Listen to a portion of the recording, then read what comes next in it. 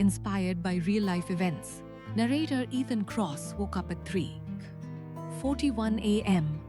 inside a sealed global cyber defense war room beneath London, with emergency national infrastructure breach alerts flashing across massive defense grid holograms and an international security commander saying, "Your authorization sequence initiated an unsanctioned multi-nation cyber warfare simulation cascade across allied defense systems."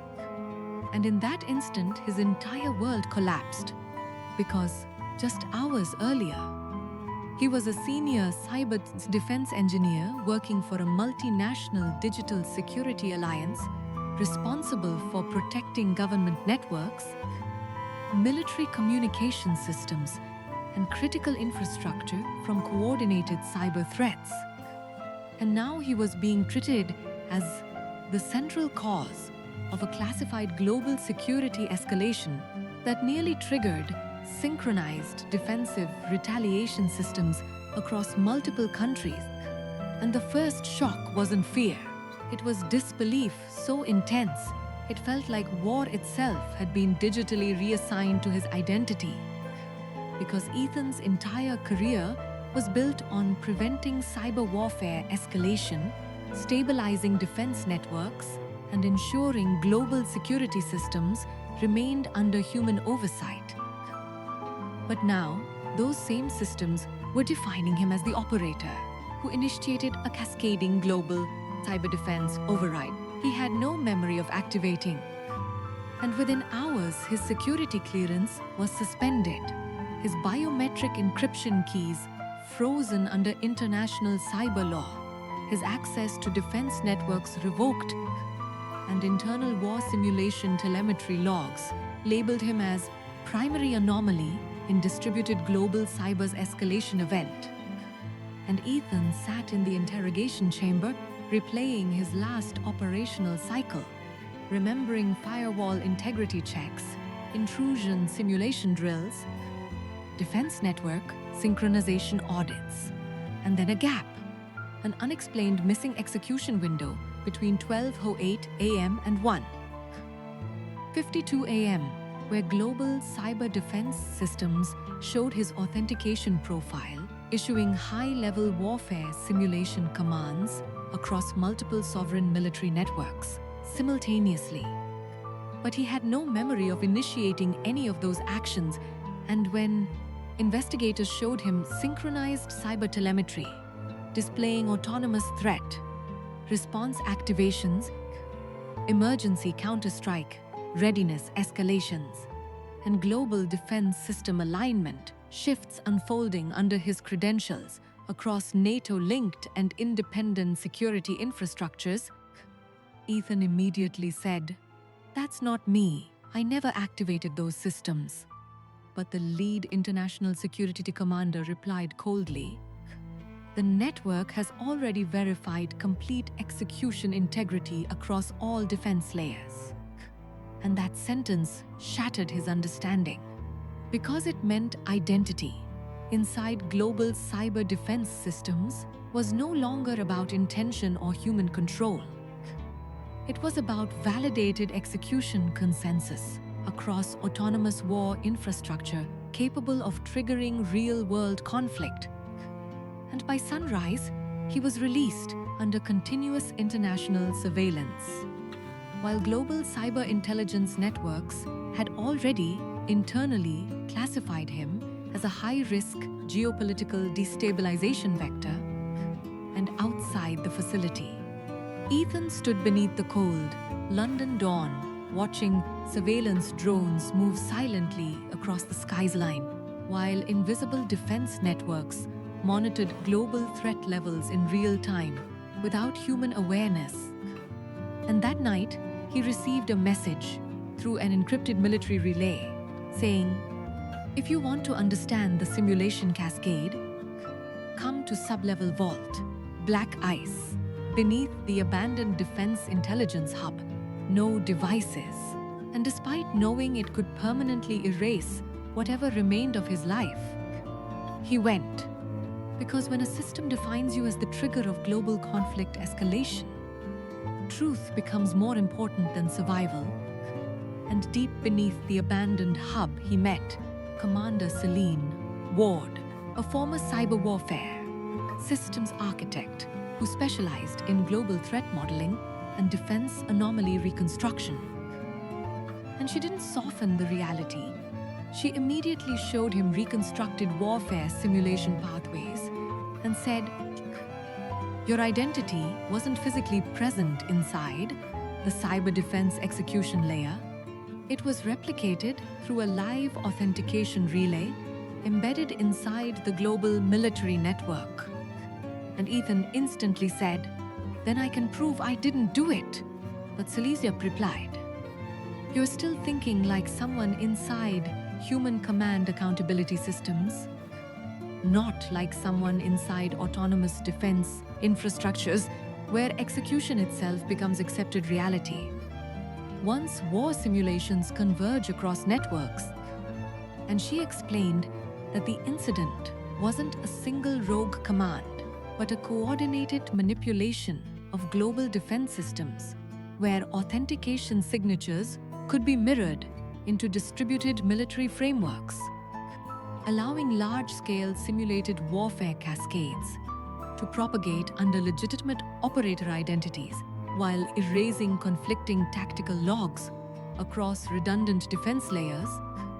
And Ethan's profile had been selected because his operational history showed exceptional stability across global cyber defense systems with near-zero anomaly deviation, making him the perfect attribution anchor for rapid containment of a potentially world-ending cyber escalation event.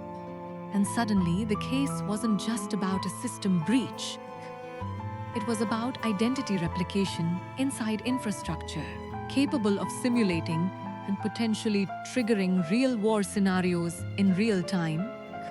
And Celine's offered him a choice: step away and let the system finalize him as the architect of the global cyber warfare cascade, or help her trace the internal defense relay chain before it was permanently overwritten by automated war containment protocols designed to prevent geopolitical collapse at any cost. And Ethan stood in silence, listening to distant server hums beneath the underground vault, thinking about how modern warfare had already moved beyond soldiers into invisible systems, thinking about years of engineering work spent trying to prevent exactly this kind of uncontrolled escalation, and thinking about how fragile identity becomes when even war can be assigned as a digital signature. And finally he said, "If my identity has already been used to manipulate global defense systems without my consent, then I have nothing left to protect except the truth itself."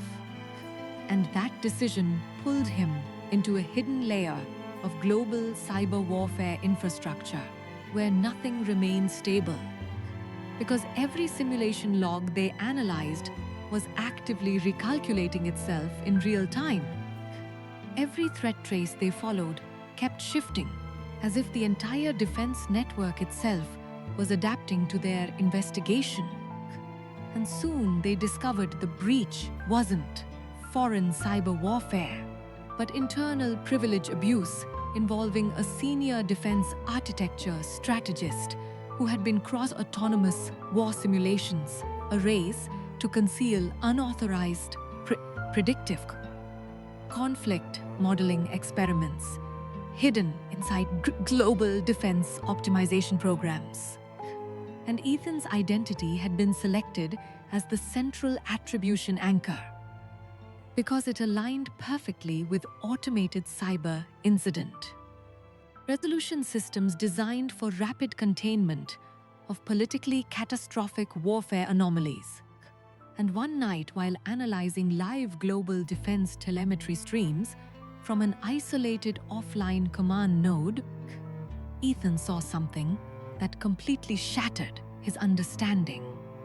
His credentials were actively initiating real-time war simulation escalations across global defense networks, while he was physically disconnected from all systems.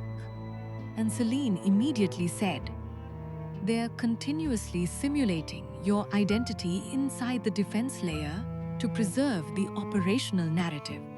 And Ethan realized he wasn't just being blamed after the event. He was being continuously reconstructed inside a live global cyber defense system capable of shaping real-world military readiness across nations. And pressure escalated rapidly as anonymous containment directives began appearing on secured channels, instructing him to terminate investigation or face permanent classification as an international security threat entity. And sleep disappeared completely. Trust collapsed entirely. And even silence felt like monitored battlefield feedback. And at one breaking point, Ethan whispered, "I thought defense systems existed to prevent war, but maybe they exist to decide when war is allowed to feel real." And Celine replied, "Systems don't preserve truth, they preserve control of escalation." And that realization changed everything inside him, because he stopped trying to defend his identity and started focusing only on exposing the mechanism. And as they dug deeper, they uncovered encrypted relay nodes inside global cyber defense infrastructure, continuously generating synthetic warfare histories to distribute blame across multiple operational identity profiles in real time. And Ethan's profile had been amplified as the primary attribution point because it minimized global panic and allowed rapid closure of the cyber crisis without exposing deeper corruption inside worldwide defense systems. And when they finally compiled enough verified encrypted evidence to trigger international cyber oversight escalation, contained protocols activated immediately, attempting to erase war simulation histories across mirrored global defense networks worldwide. And Celine said, "This is where most people are permanently absorbed into official versions of conflict itself." And Ethan replied, "Then I'll be the anomaly they can't weaponize." And together they transmitted secured evidence chains to independent international oversight authorities, while preserving decentralized encrypted backups across isolated defense nodes. And within days, the investigation escalated into a worldwide cyber warfare corruption probe, exposing identity replication abuse, autonomous defense manipulation, and coordinated military system exploitation across governments and intelligence agencies. And arrests followed within senior cyber defense architecture divisions.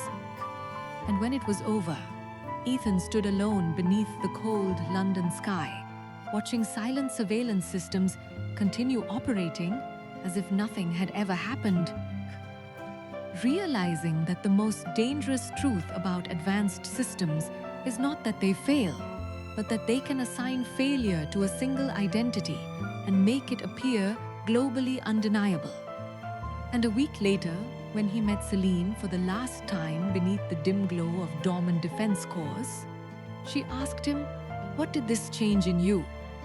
And Ethan looked at the silent sky filled with unseen systems and said, "It showed me that identity inside systems is never command.